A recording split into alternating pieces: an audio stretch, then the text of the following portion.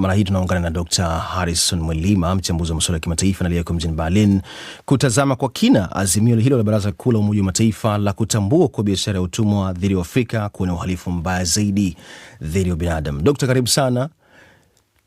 Sana, asante. Kwanza tueleze ikiwa kweli kuna nguvu ya kisheria inaweza kubadilisha mambo, mfano fidia ambazo mataifa kama Ghana yanasema ni lazima yalipwe kutokana na kutendewa uhalifu huo.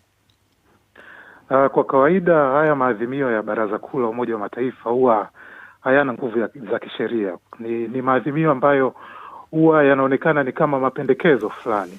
Mapendekezo ambayo yanatolewa na nchi nyingi duniani, kwa sababu maadhimio kama maadhimio yenyewe huwa hayana nguvu za kisheria kwa wanachama. Kwa hiyo ni kama mapendekezo. Kwa hiyo na nchi wanachama sasa ndio inabidi hayo mapendekezo yawafanyie kazi sasa.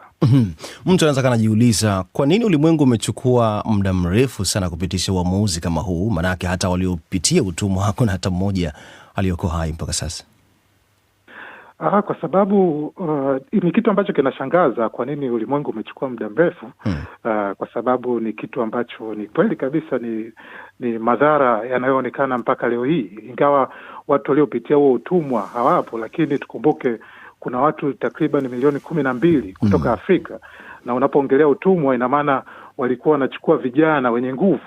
Ina maana nchi za Afrika kipindi hicho au sehemu za Afrika zilikuwa zinaachwa na wazee tu na ambao hawawezi kujenga chumi zao. Kwa hiyo madhara yake hapo mpaka leo. Ndio maana nchi za Afrika nyingi mpaka leo unakuta bado zina umaskini mkubwa.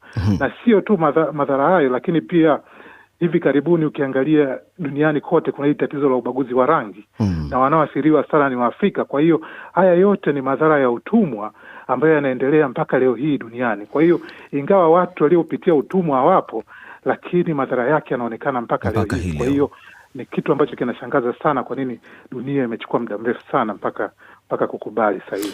Dokta, tutazame zoezi lenyewe lilivyofanyika. Mataifa kama Marekani, Argentina na Israel yalipinga kupiga kura ya ndio katika azimio hilo. Mtu anaweza kujiuliza pengine sababu ni zipi ambazo zimefanya mataifa haya kutoamua kuliunga mkono azimio hilo?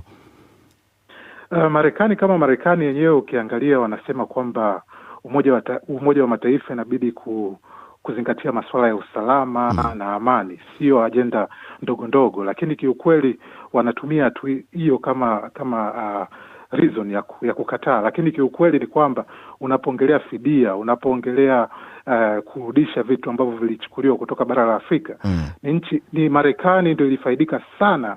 Marekani ilifaidika sana na biashara ya utumwa. Kwa hiyo unapoongelea fidia ina maana itawahusu Marekani. Na kama tulivyosikia katika ripoti hapo, kuna nchi nyingi za Ulaya ambazo ni kama zimekataa kupiga kura. Kwa hiyo kuto kupiga kura ni kama njia mojawapo ya kidiplomasia ya kusema hapana. Kwa hiyo nchi kama Marekani, hizi Israeli na Argentina ni kama zimefuata tu mkumbo, kwa sababu Marekani ikipiga kura fulani nao wanafuata. Lakini Marekani kama Marekani, nadhani kuna swala zima la fidia ambayo Marekani inaogopa kutoa hapo baadaye.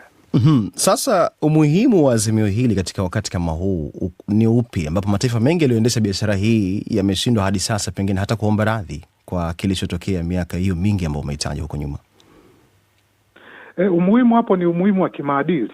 Kwa sababu ni maadili sana, kwa sababu hizi ni nchi ambazo nyingi zilizokataa ni nchi ambazo huwa zinatangaza masuala ya demokrasia, masuala ya haki za binadamu. Kwa hiyo kama unapotangaza masuala kama hayo na kuyatangaza katika sehemu mbalimbali duniani, wakati kuna makosa ya kihistoria ambayo nchi hizi ziliyafanya na bado hazitaki kuyakubali na kuomba msamaha, ni kitu ambacho kinaleta maswali mengi hapa duniani, kama kweli nchi hizi zinamaanisha zinapoongelea masuala ya haki za binadamu. Dr. Harrison Mwilima, shukrani sana kwa kuzungumza na DW na kutupa uchambuzi huo. Asante sana.